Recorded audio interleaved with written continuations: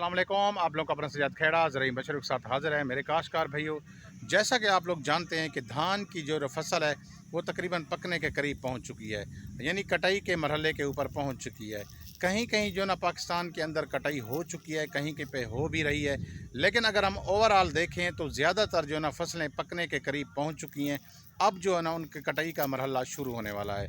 मेरे काश्तकार भाइयों, जैसे काश्तकारी के चंद असूल होते हैं, अगर हम उन असूलों के ऊपर चलें तो फिर हम अच्छी पैदावार ले सकते हैं। इसलिए मेरे काश्तकार भाइयों, इस स्टेज के ऊपर भी आपने जब बर्दाश्त का मरहला शुरू होता है, इस स्टेज के ऊपर भी चंद असूल होते हैं। अगर हम उन असूलों के मुताबिक फ़सल की बर्दाश्त करें, फ़सल की कटाई करें, फ़सल को हार्वेस्ट करें, तो फिर हम अच्छी पैदावार ले सकते हैं। वरना इस स्टेज के ऊपर भी 8 से 10 मन फ़ी एकड़ के हिसाब से लॉस का जो ना वो ख़तरा होता है। इसलिए मेरे काश्तकार भाइयों, आपने उन असूलों के मुताबिक जो ना इसकी हार्वेस्टिंग करनी है, इसकी कटाई करनी है। उसके बाद जो ना आपने ये देखना है कि इसको किस स्टेज के ऊपर कटाई करना है। इसलिए मेरे काश्तकार भाइयों, आपने जो ना इस स्टेज के ऊपर जो ना आपने असूलों को लाजमी मद्देनज़र रखना है, ताकि आप जो है ना 8 से 10 मन फ़ी एकड़ के हिसाब से पैदावार का लॉस ना करें। आपने कोशिश करनी है कि इस वीडियो को मुकम्मल देखना है। हो सकता है कि इसके अंदर ऐसी मालूमात मौजूद हों जिससे आपकी पैदावार में इजाफा हो। जिन दोस्तों ने चैनल सब्सक्राइब नहीं किया वो सब्सक्राइब कर लें और साथ बेल का बटन भी लाजमी दबाएं, ताकि हर ज़रूरी मालूमात का नोटिफिकेशन आप लोगों तक बर वक्त पहुँचता रहे। आइए काश्तकार भाइयों, ये जो हार्वेस्टिंग का मरहला है, इसके चंद असूल से आप लोगों को आगाह करते हैं। मेरे काश्तकार भाइयों, जैसा कि आप इस फसल को, धान की फसल को आप देख रहे हैं कि ये मैच्योरिटी की तरफ पहुंच चुकी है, तकरीबन इसके करीब पहुंच चुकी है। फसल जब जना अपना सिट्टा मुकम्मल कर लेती है, उसके 25 से लेकर 28 दिन या 32 दिन तक जो ना के बाद उसकी फ़ौरन उसकी कटाई शुरू हो जाती है, यानी वो मैच्योर हो जाती है, पक जाती है। तो आपने क्या करना है कि मेरे काश्तकार भाइयों, जब आपने इसकी कटाई करनी हो, कटाई करने के 10 दिन पहले, 12 दिन पहले आपने इसका एक तो पानी रोक लेना है। उससे ये है कि आप उसकी जो ना हार्वेस्टिंग अच्छे तरीके से कर सकेंगे। अगर आपने उसमें कोई और फसल काश करनी है उस ज़मीन के अंदर, तो वो फिर वत्तर के अंदर आ जाएगी, फिर आप उसकी ज़मीन की तैयारी भी अच्छे तरीके से कर सकेंगे। फ़र्ज़ करो अगर आपने गंदम काश करनी है तो। इसके बाद काश्तकार भाइयों, आपने ये देखना है कि धान का जो दाना है उसके अंदर जो नमी की मिकदार होनी चाहिए वो 20% होना चाहिए। 20% या 22% ज़्यादा से ज़्यादा, उससे ज़्यादा ना हो। उससे ज़्यादा अगर होगी तो फिर फसल जो है ना वो इमैच्योर होगी, यानी वो अभी ग्रीन खड़ी है, वो अभी फसल कच्ची होगी। आपने फिर उस वक्त कटाई नहीं करनी।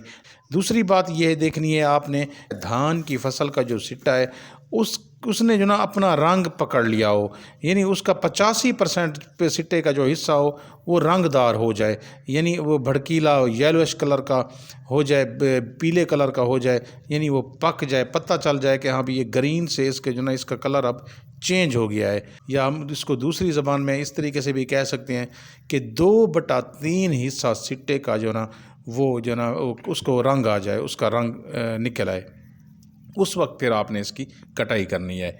एक और चीज़ भी आप देखेंगे कि आपने जो ना सिट्टे के ऊपर देखना है कि जो ग्रीन कलर के या जो सब्ज़ कलर के दाने हैं वो कितने हैं। अगर वो 5 से 7% हैं तो ठीक है, अगर ज़्यादा हैं तो फिर आपने इसकी कटाई नहीं करनी। एक और चीज़ आपने देखनी है, सबसे अहम यह है कि उसके अंदर जो ना दाने जो ना तमाम के तमाम दाने मैच्योर हो चुके हों। मैच्योर से मुराद ये है कि मिल्किंग स्टेज के ऊपर कोई दाना ना हो। अगर है तो फिर 1% से भी कम होना चाहिए, ज़्यादा से ज़्यादा 1%, कम से कम जो ना उसमें जो दाना होना चाहिए मिल्किंग स्टेज के ऊपर, दूधी हालत के ऊपर, वो 1 से भी कम होना चाहिए। तो फिर आपने इसकी कटाई करनी है। अगर मिल्किंग स्टेज के दाने यानी दूधिया हालत के दाने ज़्यादा हैं तो फिर आपने इसकी कटाई नहीं करनी। एक और चीज़ भी आप देख सकते हैं कि जब सिट्टे का नीचे वाला हिस्सा, उसकी जो शाखें होती हैं, इतनी 4 से 5 शाखें या 6 शाखें जो ना वो बिल्कुल डफ स्टेज के ऊपर पहुंच गई हूँ। डफ स्टेज से मुराद ये है कि जब आप उसको तोड़ें तो उसका आटा बन जाए, यानी वो ऐसे कड़ाके के साथ, यानी कि उसकी आवाज़ आए उसके तोड़ने से, तो फिर आप उस स्टेज के ऊपर जब पहुंच जाएं तो फिर आप इसकी कटाई कर सकते हैं। वो समझो कि फसल मुकम्मल पक चुकी है। میرے کاشتکار بھائیوں، اگر یہ میں نے جیسے آپ کو بتایا ہے کہ 20% یا زیادہ سے زیادہ 22% دانے کے اندر نمی ہو تو پھر آپ نے اس کی کٹائی شروع کرنی ہے۔ میرے کاشتکار بھائیوں، اگر یہ 25% سے بھی اوپر چلی جائے، 30% یا 40% کے اوپر اگر نمی چلی جائے تو پھر یہ دانہ امیچور ہوگا، ابھی وہ مکمل پکا ہوا نہیں ہوگا۔ جب آپ اس کی کٹائی کریں گے، کٹائی کرنے کے بعد وہ جب آپ اس کو رکھیں گے تو وہ دانہ سکڑ جائے گا، وزن اپنا کم کر جائے گا۔ یہ یاد رکھنا ہے کہ دانہ جو ہے نا وہ فصل کے اوپر پکنا چاہیے، میچور ہونا چاہیے۔ فصل کے اوپر جو دانہ لگا ہوتا ہے وہ اپنا وزن کم نہیں کرتا، لیکن آپ جب آپ کچی فصل کی کٹائی کریں گے تو اس کا دانے کا وزن کم ہو جائے گا، کیونکہ دانہ شرنک ہو جائے گا، سکڑ جائے گا دانہ، جس کی وجہ سے پھر وہ اپنا وزن بھی کم کر جائے گا اور پیداوار کا بھی لاس آئے گا۔ کچی فصل کی کٹائی کا ایک اور نقصان یہ ہے کہ وہ بلیک ہونا شروع ہو جاتی ہے، وہ ہیٹ کر جاتی ہے، اس کے بعد جو ہے نا وہ کالی ہونا شروع ہو جاتی ہے، اس کی کوالٹی خراب ہو جاتی ہے، جس کی وجہ سے پھر مارکیٹ کے اندر جو ہے نا اس کا ریٹ اچھا نہیں لگتا، پھر جو ہے نا آپ لاس کی طرف چلے جاتے ہیں۔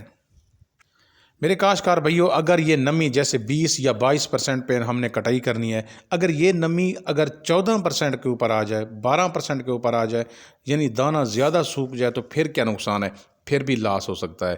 پھر کیسے لاس ہو سکتا ہے کہ آپ جو نا جب اس کی کٹائی کریں گے جو دانہ گرنا شروع ہو جائے گا، اس کی شٹرنگ ہو جائے گی، اس طریقے سے پھر پیداوار کا بھی لاس ہو جاتا ہے۔ اس لیے کہتے ہیں کہ یہاں اس سٹیج کے اوپر 8 سے 10 من فی ایکڑ کے حساب سے لاس کا خطرہ ہوتا ہے، نقصان کا خطرہ ہوتا ہے۔ اس لیے میرے کاشتکار بھائیوں، آپ نے ان چیزوں کو لازمی مد نظر رکھ کے فصل کی کٹائی کرنی ہے۔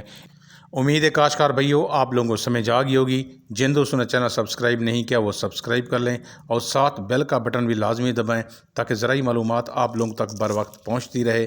مجھے دعاؤں میں یاد رکھنا۔ مجھے دیجیے اجازت۔ اللہ حافظ۔